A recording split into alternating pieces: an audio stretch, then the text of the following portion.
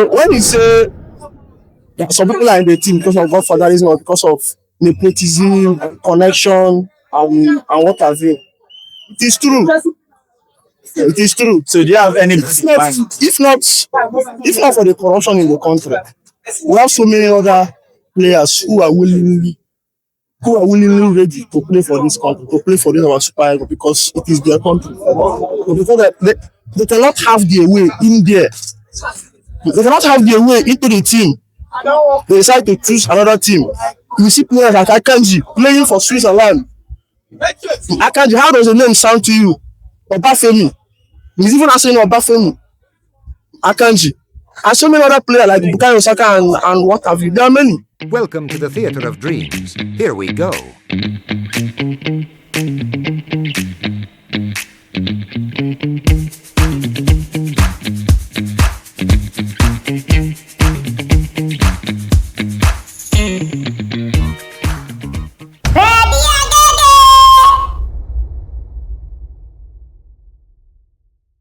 lot of conversation going around lately?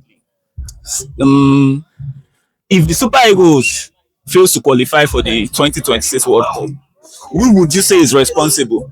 NFF, the coach, or the players? Well, for me, I'll have to first put the blame on the NFF. Everybody has a part to play. With the NFF, the coach, and the players. In my own opinion, you blame both the coach, the players, everybody.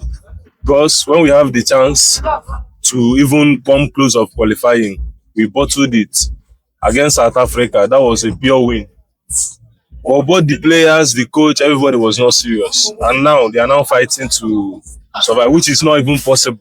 Because Nigeria, you can't trust Nigeria. In this their next match, they might go and draw. You understand? And that will be the last chance. So Okay. you blame both coach and players. Just for my own it's players, not coach. Based on my understanding, not that Super Eagles no dey play, but all what we blame is the coach. Because they have to take sole responsibility of we not qualifying for the FIFA World Cup twice in a row. Because at first, the first manager they brought, they saw that things were not working out as expected. Then they changed the manager midway during the qualifiers. So I think the NFF has to be held responsible because you don't have to share the blame for any other organization. The coach that they just employed now, he just came halfway. So you can't put the blame on. If you are putting the blame on, what happened to the past matches that we lost and we drew? But most especially the NFF and the players. NFF is a body. You get? The country is not doing well when it comes to male soccer. Well, the female, they made us proud. You get? When it comes to male soccer, it's not a yearly something. It's something that has been reoccurring. You get? And they've changed coach. You get? So I can't say it's mostly the coach's fault. You get? The NFL, they need to do something better, do something different. They don't pay players international break allowances.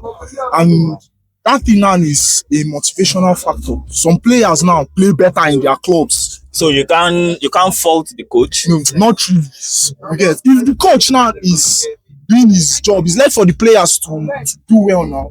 You get? Most people they feel like say some players know what to do for this current team. This is our Current team. It gets some people wey say players that they pay money, say they no really they play with him, so they call them every time. Because if you check that, it just be like saying that the same players that they call from 5 years ago. So in your opinion, do you think some players are there because of godfatherism? And who are these players? In the same way they ask you. In my opinion, I don't need to think. It's what everyone knows. You understand? The country has been messed for ages now. Like for years now, we've been messed up in everything. In football or basketball, like all kind of sports. We've been messed up. So when you say some people are in the team because of godfatherism or because of nepotism, connection, and what have you, it is true. It is true. So do you have any If not for the corruption in the country, we have so many other players who are willingly ready to play for this country, to play for this our Super Eagles because it is their country. But because they cannot have their way in there. They cannot have their way into the team. They decide to choose another team. You see players like Akanji playing for Switzerland. Akanji, how does the name sound to you? Obafemi. He's even asking Obafemi. Akanji. And so many other players like Bukayo Saka and what have you. There are many. Okay, now They are all playing for other countries because of the corruption in the country. If you are asking me these players, I cannot tell you. I cannot tell you, but when we watch the football, the real football that we play, when we watch, we can easily detect some of these things. So now this leads me to my next question. If Osimhen is not in the Super Eagles team, as a fan, our body they shake. We always feel like nobody is going to score, the team is not going to win. Why is that team dependent on Osimhen? Do you think the team is dependent on the team? And why is the likes of Boniface, people is a lookman, not performing without Osimhen? Who don't Osimhen will get? People will get people will get way past Osimhen. When they play for past Osimhen, but Who when be they the people? then there are a lot of good strikers. A lot of good strikers in Super Eagles. A lot of good strikers. It doesn't make sense to put your hopes on one player. It doesn't make sense. A lot of good. Osimhen is the person who created this profile for himself.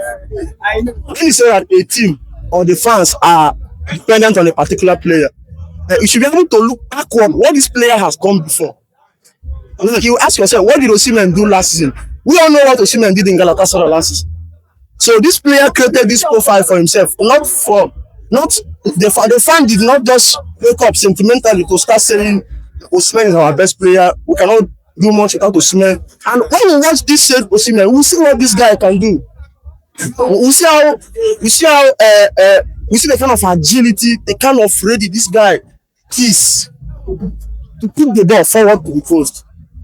Do you understand? Yes. It's just like this Manchester City team now.